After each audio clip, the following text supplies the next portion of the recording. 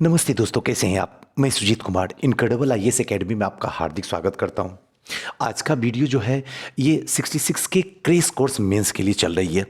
और आज जो हम लोग पढ़ेंगे पाश्चात्य शिक्षा, वेस्टर्न एजुकेशन को समझेंगे और बेहतरीन तरीके से समझेंगे। अब तक आप कहीं पढ़े हो, मुझे उससे कोई मतलब नहीं हो, एक बार आप यहाँ पे पढ़िए, आपको बहुत कुछ सीखने का मौका मिलेगा। और साथ साथ में उन सारे क्वेश्चन को देखेंगे कि अब तक पाश्चात्य शिक्षा से कौन कौन से क्वेश्चन पूछे गए हैं। और इससे पहले दोस्तों हमने चंपारण बता चुका हूं, अगर आप देखना चाहते हैं तो डिस्क्रिप्शन बॉक्स में उसका लिंक दिया हुआ है। और अगर पहली बार आए हैं तो हमारे चैनल को जरूर सब्सक्राइब कीजिए, बेल आइकन पे प्रेस कर लीजिए। इससे ये होगा मेरा लेटेस्ट से लेटेस्ट अपडेट, किसी भी वीडियो का इंफॉर्मेशन आपके मोबाइल स्क्रीन पे मिलता रहेगा। हम ऑनलाइन और ऑफलाइन दोनों संस्था हमारी चल रही है। अगर आपको किसी भी कोर्स से रिलेटेड जानकारी चाहिए तो नंबर जो है 9334710148 या फिर दूसरा नंबर जो है 9015148776, इन दोनों नंबर पे कॉल या मैसेज आप कर सकते हैं। तो चलिए दोस्तों आज के सेशन की शुरुआत करते हैं।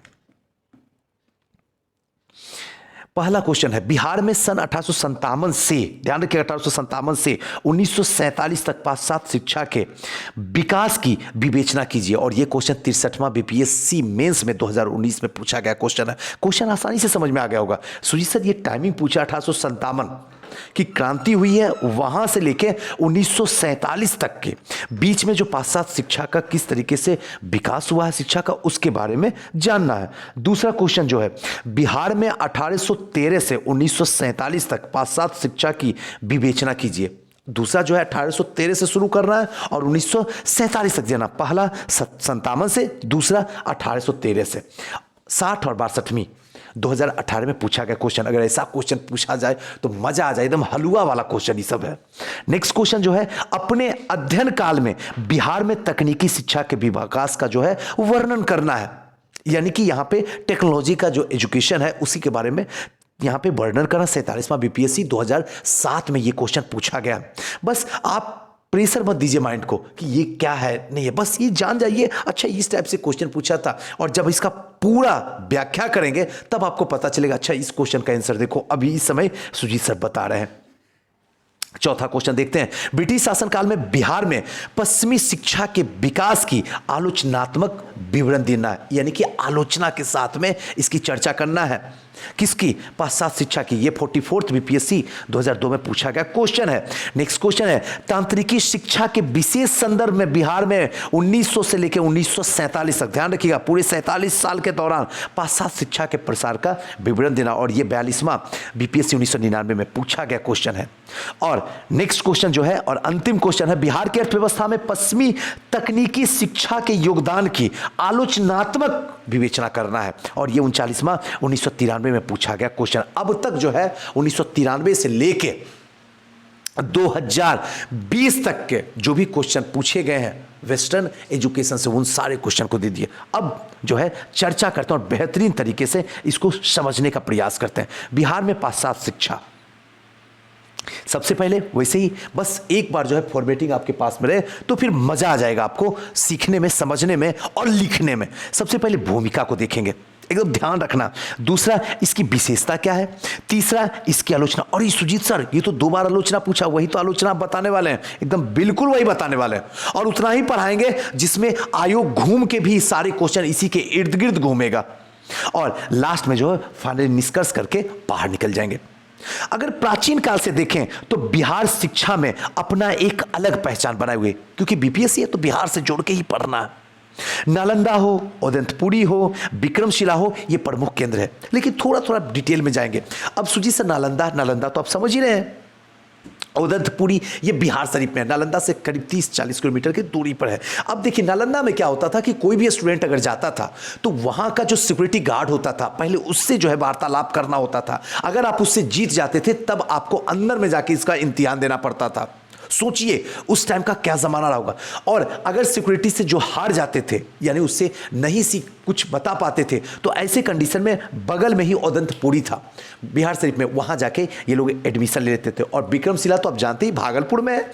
चलिए, 19वीं सदी के दूसरे एवं तीसरे दशक में पाश्चात्य शिक्षा का आरंभ होता। अब 19वीं सदी बता रहा है, 19वीं सदी बोल रहा है, इसका मतलब है कि 1800 से लेकर 1899, क्लियर हो रहा है। इसको बोलेंगे 19वीं सदी, लिखेंगे 100 साल पीछे 1800, यानी कि इस सदी के दूसरे और तीसरे दशक, यानी कि 1820 दूसरे दशक हुआ, दशक मतलब 10, दूसरे तो 10 गुने 2 और तीसरे तो 3 गुने 10, तो 1820 और 1830 की कहानी चल रही है। अब आपका दिमाग पूरी तरीके से एकदम कंसंट्रेट होकर समझ रहा होगा मेरी बातों को। इसके बीच में पाश्चात्य शिक्षा का आरंभ होता है, यानी 1820 और 30 के टाइम में वेस्टर्न एजुकेशन जो है शुरुआत बिहार में हो गई है। एकदम ध्यान से सुनिएगा, मेरी एक एक बात को अंदर जाने दीजिएगा। पाश्चात्य शिक्षा का उद्देश्य जो है अंग्रेजी भाषा में ज्ञान, विज्ञान और साहित्य की शिक्षा प्रदान करना। इसका सीधा उद्देश्य है कि अंग्रेजी भाषा में ज्ञान, विज्ञान जो है इसकी या साहित्य में शिक्षा को प्रदान करना है। पाश्चात्य शिक्षा के विकास 3 चरणों में हुआ। बहुत इंपॉर्टेंट है, क्वेश्चन यहीं से पूछना, ध्यान रखिएगा। 3 चरणों में कर रहे हैं आप। पाश्चात्य शिक्षा जो है उसका विकास जो है 3 चरणों में करते हैं। पहला चरण जो है जिसको आरंभिक चरण कहते हैं, दूसरा चरण जिसको उच्च शिक्षा पर जोर कहते हैं, और तीसरा चरण जो है तकनीक एवं व्यावसायिक शिक्षा पर बल कहते हैं, इसी पे कहते हैं। दोस्तों एक बात होता है कि सुजीत सर जो आप फ्री में पेड चला रहे हैं कोर्स, क्रैश कोर्स का, और आप जो पेड कोर्स चलवा रहे हैं संस्था में, इस दोनों में क्या अंतर? कभी कभी आपको डाउट लगता होगा ऐसा क्या है? दोनों में आसमान जमीन का अंतर है, याद रखिएगा। यहां पे सामने आके आपको बताते हैं बोर्ड पे, और डिटेल से सब कुछ आपको बताते हैं अपनी संस्था में, और यहां जो आपको बता रहे हैं यहां पे उतना नहीं बताते हैं जितना हम अपनी संस्था में बताते हैं। ये अच्छे तरीके से आपको समझ में आ रहा। और हमारी संस्था में एडमिशन लेना सबसे आसान है, पूरे पटना में सबसे कम फीस में, और बेहतरीन तरीके से हम आपको उतना पढ़ा देंगे जिससे आसानी से आपका मेंस क्वालिफाई हो जाएगा। और अभी भी वक्त है बचा हुआ, अभी भी मत घबराइए कि पैसा डूबेगा, क्योंकि अभी भी मैं बता रहा हूं सबसे कम फीस में लेकर पढ़ाता हूं। ऑनलाइन डेली क्लास चल रही है, डेली, चाहे वो 67 का मेंस हो, चाहे क्रैश कोर्स हो, चाहे फाउंडेशन हो, चाहे हिस्ट्री ऑप्शनल हो, सबकी क्लास चल रही है। आप कहीं भी ज्वाइन कर सकते हैं। अगर इंफॉर्मेशन आपको चाहिए तो 9334710148 पे आप कॉल कर सकते हैं, या फिर 9015148776 इस पे आप व्हाट्सअप कर दीजिएगा, आपको इंफॉर्मेशन सारा मिल जाएगा। तो चलिए दोस्तों आगे निकलते हैं। आरंभिक चरण में क्या था इसको थोड़ा सा समझते हैं डिटेल से। 1835 का टाइमिंग आ गया। एकदम इतिहास को अगर सीखना है ना तो बस इतिहास में डूब जाइए, मजा आ जाएगा। इतिहास के उसी इतिहास में जाके पढ़िए, तब इतिहास लगेगा हलवा है सच में सुजीत सर।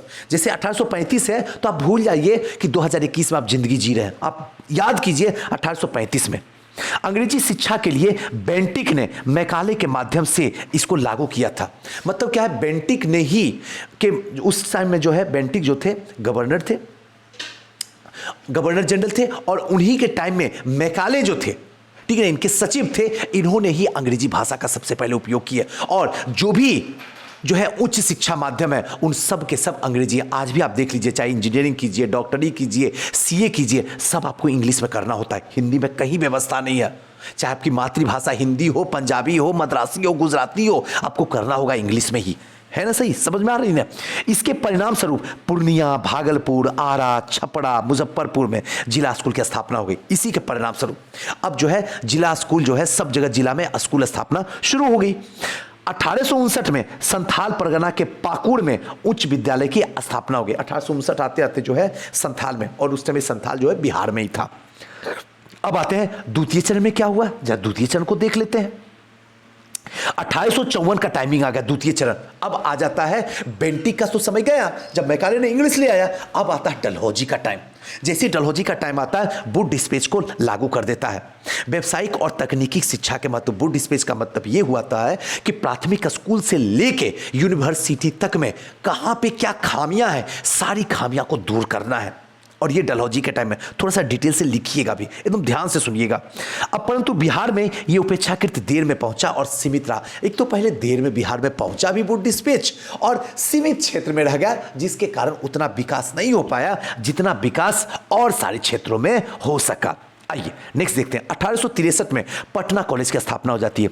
जो पटना कॉलेज देख रहे हैं 1863 की टाइमिंग चल रही है, यानी कहने का मतलब 19वीं शताब्दी के मध्य में शुरुआत हो गई है। क्लियर है ना बात। 1902 में पूसा में agriculture research centre and experiment card की स्थापना शुरू हो गई। 1902 के टाइम में ध्यान रखिएगा, 1902 का टाइम आता है और यहीं पे जो है पूसा में एग्रीकल्चर रिसर्च सेंटर का जो है स्थापना कर दी जाती है। नेक्स्ट जो है पृथक प्रांत बनने के बाद 1917 में जो है कला संकाय में स्नातकोत्तर यानी कि स्नातक के ऊपर का जो क्लास होता है विभाग खोले गए। जब पृथक हो गया, अलग हो गया, यानी कि किससे अलग हुआ? झारखंड से नहीं, उड़ीसा से नहीं, बल्कि बंगाल से अलग हुआ। ध्यान रखिएगा, 1912 में अलग हुआ, 1917 में जो है यहां से जो है एक तो कहते हैं यूजी और एक जो कहते हैं पीजी यानी कि पोस्ट ग्रेजुएट, यानी उसी को कहते हैं स्नातकोत्तर। अब विभाग खोले गए। 1919 में भौतिकी और रसायन के विभाग खुल गए। 1928 में विज्ञान के क्षेत्र में उच्च शिक्षा हेतु पटना साइंस कॉलेज की स्थापना कर दी गई 1928 में। अब तृतीय चरण में क्या किया गया? बेंटिक, डलहौजी और तृतीय टाइम आता है 1917 में शैक्षणिक सुधार हेतु जो है सैडलर आयोग का गठन किया जाता है। सैडलर आयोग का गठन होता तो व्यावसायिक विज्ञान और प्रौद्योगिकी में डिप्लोमा और डिग्री की उपाधि जो है व्यावसायिक कॉलेज धीरे धीरे खोलने पे बल दिया जाने लगा। 1925 का टाइम आते आते पटना मेडिकल कॉलेज की स्थापना हो गई। अब जो है धीरे धीरे मेडिकल कॉलेज की स्थापना शुरू हो जाती है 1925 में। 1947 आते आते दरभंगा मेडिकल कॉलेज की स्थापना हो गई और हमारा देश आजाद हो जाता है। 1930 में पशु चिकित्सक के लिए पटना वेटनरी कॉलेज की स्थापना हो जाती है। ध्यान रखिएगा टाइमिंग सबका। और 1926 में इंडियन स्कूल ऑफ माइंस की स्थापना धनबाद में होती है। इसी दौर में इंजीनियरिंग कॉलेज की स्थापना शुरू हो जाती है धनबाद में, और यही धनबाद जो है अभी आईआईटी में कन्वर्ट हो जाता है। ये जो है स्वयंसेवी संगठन की भूमिका, अब इसमें क्या थी? जो भी स्वयंसेवी संगठन, इनकी भूमिका क्या थी? 1921 में बिहार विद्यापीठ की स्थापना की गई। बिहार विद्यापीठ जो है बिहार के सभी जिलों में स्थापित किए गए बिहार विद्यापीठ। इससे यह होगा कि शिक्षा का जो है प्रादुर्भाव शुरू किया जाए। आर्य समाज ने दयानंद एंग्लो वैदिक स्कूल की श्रृंखला की शुरुआत कर दिया गया। अब आप मुझे बताइएगा आर्य समाज की स्थापना कहां पे करवाई गई थी? पहली बार बताइएगा मुझे। दयानंद एंग्लो वैदिक स्कूल की धीरे धीरे श्रृंखला की शुरुआत हो गई। अलीगढ़ आंदोलन से प्रेरित होकर 1872 में इमाद अली ने मुजफ्फरपुर में बिहार साइंटिफिक सोसाइटी की स्थापना कर देते हैं। अलीगढ़ के आंदोलन से प्रेरित होकर इमाद अली, मुजफ्फरपुर में बिहार साइंटिफिक सोसाइटी की स्थापना हो जाती है।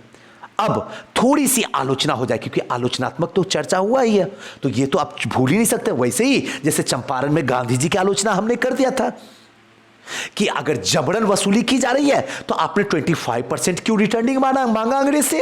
आपने 100 क्यों नहीं मांगा? अगर 100 नहीं मांगे तो 75 मांगते, 75 नहीं मांगे तो 50 मांगते, लेकिन आपने 25 क्यों मांगा? तो आलोचना हुई थी, यहां भी आलोचना। पाश्चात्य शिक्षा के विकास बिहार में सीमित और अपर्याप्त था। जो पाश्चात्य शिक्षा था जितना होना चाहिए उतना नहीं था, और जितने बड़े स्तर पे होना चाहिए उतना भी नहीं फैल पाया था। ये एक आलोचना हुई। दोस्तों एक बात बता दूं, अभी जस्ट ही ऑप्शनल हिस्ट्री की क्लास खत्म हुई है। 1.5 घंटे की क्लास चलती है, लाइव चलती है, तो उसकी वजह से थोड़ी सी गले में दर्द होती है, तो आवाज़ में इस तरीके से, तो कभी ऐसा मत सोच लीजिएगा सुजीत सर बनावटी बोल रहे हैं, ऐसा कुछ भी नहीं है। सुबह में क्रैश कोर्स लेता हूँ, दोपहर में जो है प्रीलिम्स की क्लास ले रहा हूँ 67 का, और रात में जो है हिस्ट्री ऑप्शनल की क्लास चल रही है, और ये कंटिन्यू चल रही है, जिसकी वजह से थोड़ी सी परेशानी होती है। और इसके बीच में आप लोगों का प्यार होता है, तो यहाँ भी वीडियो को दे देता हूँ आपके लिए। चलिए, प्रमुख स्थान पर ही शिक्षण संस्था का विकसित किए गए, और सबसे बड़ी इसकी आलोचना हुई कि जो प्रमुख स्थान थे वहीं पे विकसित किया गया, जिससे कि लोगों का जुड़ाव नहीं हो सका। महिला शिक्षा का विकास नहीं हो सका, महिलाओं पर कोई भी किसी भी तरीके का कहीं भी ध्यान नहीं दिया गया, तो ये भी एक आलोचना के पात्र था।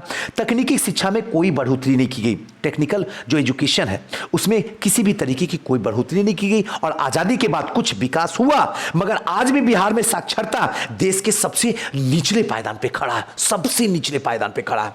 तो ये सब के सब जो है आलोचना हुआ। फाइनली इसके निष्कर्ष को निकाल देंगे और वहां के बाद अब आपका एक भी क्वेश्चन यहां से निकलेगा तो मैं गारंटी दे सकता हूं आपसे नजर से नजर मिला के किसी का गलत हो जाए आपका नहीं होगा। निष्कर्ष अतः स्पष्ट कहा जा सकता है कि लोगों में जागरूकता लाने तथा वादिता की भर्त्सना एवं आधुनिकता को प्रोत्साहित करके देश में स्वतंत्र आंदोलन में अतुलनीय योगदान दिया। तो ये था हमारा पाश्चात्य शिक्षा। हमने कोशिश किया इसके सारी चरण को आपको बताने की, चाहे वो बेंटिक का रहे, चाहे डलहौजी का रहे, चाहे टेक्नोलॉजी शिक्षा की रहे, चाहे मेडिकल की रहे, चाहे इंजीनियरिंग की रहे, हमने सब कुछ बताया। इसके साथ साथ में हमने आलोचना भी उसी दिल से किया जिस दिल से आयोग आपसे मांगता है कि प्रोग्रेस तो हुआ लेकिन उतने बड़े क्षेत्र में नहीं हुआ जितने बड़े क्षेत्र में इसका होना चाहिए था। साथ साथ में महिलाओं का किसी भी तरीके का विकास नहीं हुआ, तकनीक शिक्षा में किसी भी तरीके की बढ़ोतरी नहीं हुई। आज आजादी मिल गई है 1947 के बाद, आज 75 साल गुजर चुका है, लेकिन बिहार शिक्षा के स्तर पे आज भी सबसे नीचे पायदान पे खड़ा है। तो दोस्तों कैसा लगा ये वीडियो हमें जरूर कमेंट करके बताइएगा, क्योंकि आपके कमेंट, आपका प्यार, आपका लाइक से ही हमें हौसला मिलता है और हम आपको जी जान लगा के, चाहे रात हो, सुबह हो, सर्दी हो, बरसात हो, गर्मी हो, कुछ भी हो, आपके लिए जान लगाते हैं। बस आपके प्यार ही आपके पास में मुझे खींचता है। फिर किसी नेक्स्ट वीडियो में मिलते हैं, तब तक के लिए हंसते रहिए, मुस्कुराते रहिए, खुश रहिए। नमस्कार।